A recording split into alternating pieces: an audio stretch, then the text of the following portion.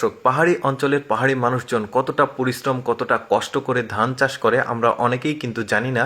আজকের ভিডিওটি একদমই তথ্যবহুল একটা ভিডিও, পুরোপুরি দেখলে অনেক অজানা কিছু জানতে পারবেন।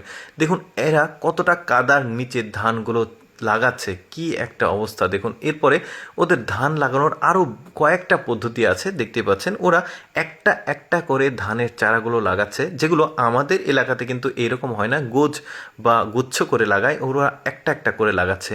আচ্ছা, এদের পদ্ধতিটা দেখুন, এরা আবার একদমই আলাদাভাবে লাগাচ্ছে, অর্থাৎ জাস্ট এই যে ধানের চারাগুলো উপরে ছুঁড়ে দিবে, এগুলো নিচে গিয়ে এই যে দেখতে পাচ্ছেন জমিতে মানে গোড়াটা পুঁতে যাবে।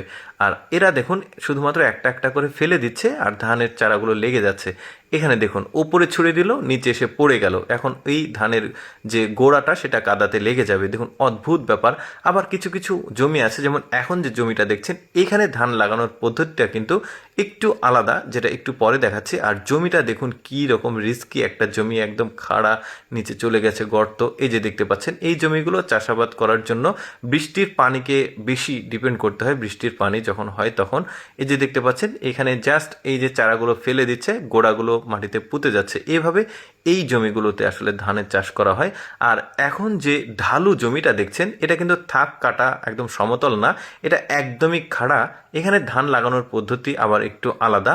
আর বৃষ্টির পানি এখানে সবচাইতে বড় নিয়ামত এই ধান চাষের জন্য, কারণ সমতল জমি ছাড়া তো পানি জমে থাকে না। আর এখানে যখন বর্ষার সময় হয় শুধুমাত্র তখনই এই জমিগুলোতে ধান চাষ করা হয়। আর পাহাড়ি অঞ্চলে সবচাইতে বেশি পরিশ্রম করে নারীরা, কারণ ওরা অনেক শক্তপোক্ত হয়, ওদের মাথার উপরেই আসলে আমাদের যেমন পুরুষদের উপরে দায়িত্ব থাকে, ওদের নারীদের উপরে। তারপর দেখুন যখন ধান পেকে যায় তখন একটা একটা করে ধানের শীষ ওরা কেটে নেয়। এটা একটা বিশেষ ধান, আর বিশেষ পদ্ধতিতে ওরা কিন্তু ধানগুলো কাটছে এই জিনিসটা দিয়ে, ব্লেডের মতো একটা জিনিস, একটু এক্সেপশনাল। আর ওরা ধানের শীষগুলো শুধু কেটে ঠিক ফুলের তোড়ার মতো গুচ্ছে করে বাসায় নিয়ে গিয়ে রোদে মাচাতে এভাবে শুকাতে দেয়। এই যে দেখতে পাচ্ছেন শুকানোর একটা বিশেষ পদ্ধতি দেখতে পেলেন।